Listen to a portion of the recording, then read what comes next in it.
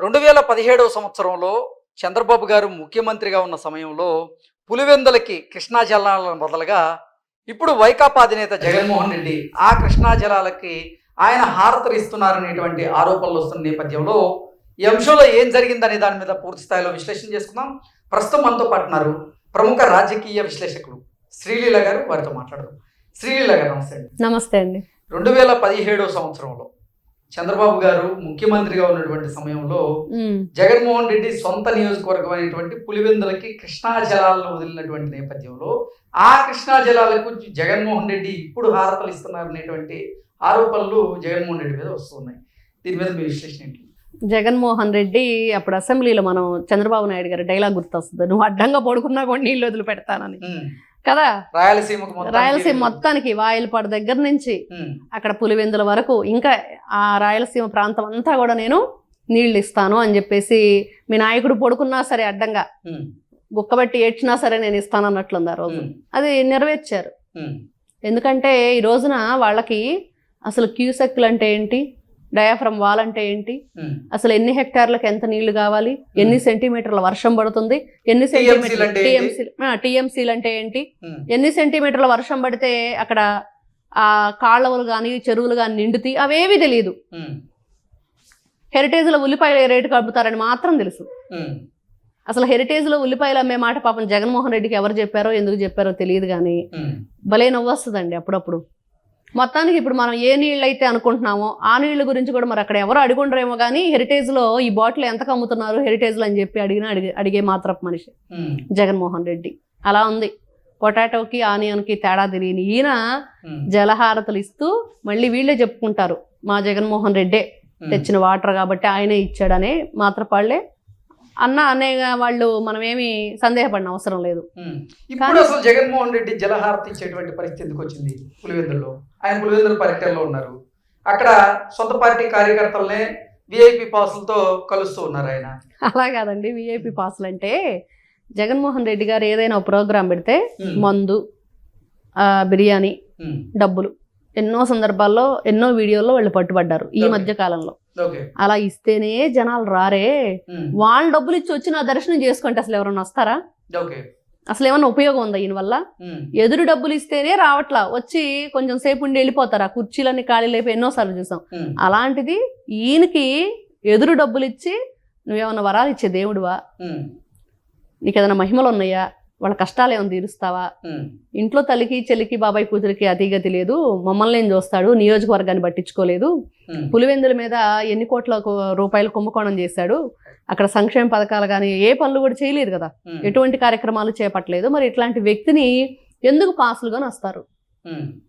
అసలు ఎంత సిల్లిగా కామెడీగా ఎలా చెప్పుకోవాలి అసలు ఈ మనిషి ధోరణి ఏంటి?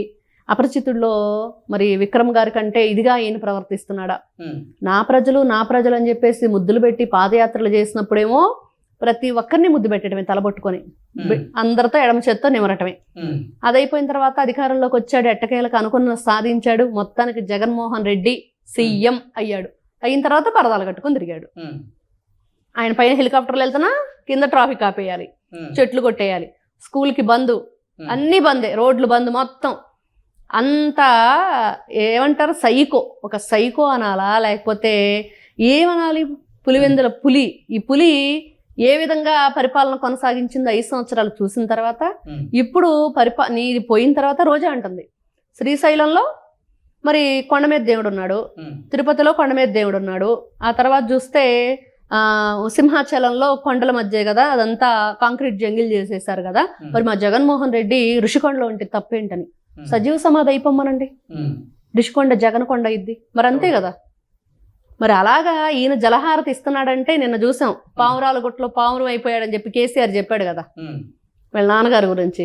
మరి ఆయన ఆ సందర్భంగా మరి కన్న తల్లిని కూడా పట్టించుకోకుండా ఒక పెయిడ్ చైల్డ్ ఆర్టిస్ట్ని తీసుకొచ్చి ఆయన ముందు నిలబడితే ఆవిడ తలనూరు మరి ఆవిడ ముద్దు పెట్టి పంపించాడు. వెంటనే ఒక్క గుంజి అవతలేశారు ఆ అమ్మాయిని. ఆ కార్యక్రమం అయిపోగానే గమనిస్తే మీరు ఆ వీడియోలో మరి ఆ తల్లి వచ్చేసి ఎదురుగా నిలబడి కన్న కొడుకుని దగ్గర తీసుకొని ఆప్యాయతతో ఉంటే కనీసం ఆవిడ్ని ఎంత ఇరిటేట్గా ఫీల్ అయ్యాడో చూడండి జగన్మోహన్ రెడ్డి. ఆ క్షణాన ఆవిడ తరపున ఒక బంధువు వచ్చి మీ అమ్మ నీతో మాట్లాడాలనుకుంటుందని చెప్పినా కూడా ఆవిడని కూడా ఎదురుచ్చుకొని వెళ్ళిపోయాడంట. ఓకే. మరి అక్కడ ఉన్న వాళ్ళ చెప్తున్న మాటలు ఆ వీడియోలో చూస్తే మనకు అర్థం అవుతుంది కొంత. మరి ఇలాంటి వ్యక్తి జగన్మోహన్ రెడ్డి మరి నిన్న జలహారతి ఇస్తూ అక్కడ గతంలో మొన్న కొన్ని రోజుల క్రితం వినాయక చవితి సందర్భంగా వినాయక చవితి చేశాడు. కనీసం వర్షాభావ పరిస్థితుల వల్ల రైతులు ఇబ్బంది పడుతున్నారు కదా, కనీసం ఎక్కడ కూడా ఒక ప్రెస్ మీట్ పెట్టుకుని వెళ్ళాడని చెప్పి మాట్లాడుకున్నాం అందరం. ఇప్పుడు తండ్రి దానికి వచ్చి కూడా మళ్ళీ ప్రెస్ మీట్ పెట్టకపోతే ఎక్కడ మళ్ళీ సేమ్ క్వశ్చన్ వస్తుందో ఆ క్వశ్చన్ ఇక్కడ దాన్ని ఇచ్చేద్దాం అని చెప్పేస్తాను, రిపీట్ అవ్వకుండా. ఇక్కడ దానికి సంబంధించిన విషయాలన్నీ కూడా ఇప్పుడు అక్కడ రైతులను కలవటం కానివ్వండి, ఉల్లి అని చెప్పి పెద్ద లొల్లి చేసి వెళ్ళాడని చెప్పేసి ప్రజలు మాట్లాడుకుంటున్నారు. మరి ఇన్ని విధాలుగా జలహారతి ఇవ్వటానికి కూడా అదే కారణం. అంటే నేను తెచ్చాను కాబట్టి హారతి ఇచ్చే హక్కు నాకుంది అన్నట్లుగా. కానీ 2017లోనే నారా చంద్రబాబు నాయుడు గారు అసెంబ్లీ కృష్ణా జలాలను తీసుకొచ్చింది జగన్మోహన్ రెడ్డి అంటూ జగన్మోహన్ రెడ్డి చెప్తున్నారు కదా, వాళ్ళందరూ అక్కడ ఉన్న వాళ్ళ నాయకులందరూ చెప్పుకుంటున్నారు. మా మొన్న అంబటి రాంబాబు ప్రెస్ మీట్ పెట్టి మరీ చెప్పాడు కదండి, జగన్మోహన్ రెడ్డి ఎప్పుడో తెచ్చాడు, అస్సలు పులివెందుల వాటర్ ఏంటి, ముందర మీరు ఇక్కడ ఏదైతే పట్టిసీమ లేకపోతే ఇది కడుతున్నారో పోలవరం, దాని మీద నేను రండి. కుప్పానికి కూడా కృష్ణా జలాలను తీసుకెళ్ళింది వాళ్ళే అని చెప్తున్నారు. కుప్పానికి కూడా వాళ్ళే ఇచ్చారు పాపం. ఈ పులివెందుల అందుకని డిపాజిట్లు కూడా రాలేదు వాళ్ళకి. ఇక్కడ పులివెందులకి వాళ్ళు నీళ్ళు ఇచ్చారు అన్నది ఎంత నిజమో, నిన్న డిపాజిట్లు రాలేదు కదండి, అట్లా ఉండిద్ది అనమాట. ఎందుకు రాలేదంటే అదే నిజం. ఆ నిజం అక్కడ వాళ్ళు నిరూపించుకోవాలి. మీరు గనక నిజంగా కుప్పానికి పులివెందులకు నీళ్ళు ఇచ్చిన వాళ్ళైతే మీకు డిపాజిట్లు కూడా ఎందుకు రాలేదు, మరి దానికి సమాధానం చెప్పమనండి. అంటే తెలుసుకోవడానికేనా ఇప్పుడు సొంత పార్టీ కార్యకర్తలకే ఆయన పాసులు ఇచ్చి మరి వాళ్ళని కలవాల్సినటువంటి పరిస్థితి వచ్చింది. మరి అంతే కదా, ఎక్కడైనా ఇప్పుడు అసలు పులివెందుల ప్రజలు పెట్టాలి పాసు జగన్మోహన్ రెడ్డికి. మాతో నువ్వు మాట్లాడాలంటే ఇదిగో ఈ పాస్, 10th పాస్ అయినాడికి పాస్ ఏంట్రా బాబు అని ప్రజలు అంటున్నారు. మరి ఈయన చూస్తే మరి నన్ను కలవాలంటే పాస్ అంటే ప్రజలు అంటున్నారు నీకు ఆ హక్కు లేదు, అర్హత లేదు. మేము ప్రజాస్వామ్యంగా నడిచే ప్రతిసారి ఏదో చెప్తూ ఉంటాడు కదండి, ప్రజాస్వామ్యం చంపివేయబడుతుంది అని చెప్పేసి రకరకాల డైలాగులు చెప్తాడు కదా, విశ్వసనీయత చాలా మాటలు మాట్లాడతాడు. ఇలాంటి మాటలు మాట్లాడి జగన్మోహన్ రెడ్డి నిజంగా ప్రజల మీద నమ్మకం ఉంటే నువ్వు వాళ్ళకి శిస్తు కట్టి వాళ్ళకి కప్పం కట్టి నువ్వు వెళ్ళాలి ప్రజలను చూడటానికి.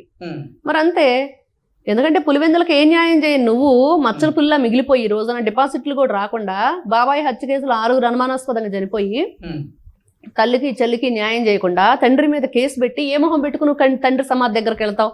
అసలు ఆ సమాధి దగ్గరికి వెళ్ళే హక్కు ఉందా నిన్న ఆయనకి? ఏమనగా పెట్టాడు కదా అక్రమాస్తుల కేసులో. ఇప్పుడు ఆ సరస్వతి పవర్స్ కానివ్వండి, బ్రాహ్మణి భూములు కానివ్వండి, లేకపోతే లేపాక్షి కానివ్వండి, ఈ రోజున ఏదైతే ఈ తల్లి చెల్లి ఇద్దరు కూడా కోర్టుకు వెళ్ళారో దాని మీద కూడా ఈ రోజున దాంట్లో నాకేం సంబంధం లేదు, అప్పట్లో మా నాన్న చేశాడని చెప్పి ఒక మాట అయిపోయింది, పెట్టేశాడు.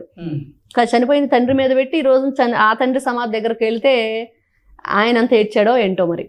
అంటే ఇక్కడ ఒకటే, వీళ్ళు ఈ రోజున ఈయన పెట్టిన పాసులకి ప్రజలైతే ఎక్కడా కూడా అసలు డబ్బులు ఇస్తేనే నీకు రారు, అలాంటిది వాళ్ళ డబ్బులు ఇచ్చి నిన్ను చూడాలంటే ఆ వచ్చే 4 కూడా పోతారనేది క్లియర్గా అర్థమవుతుంది. నమస్తే.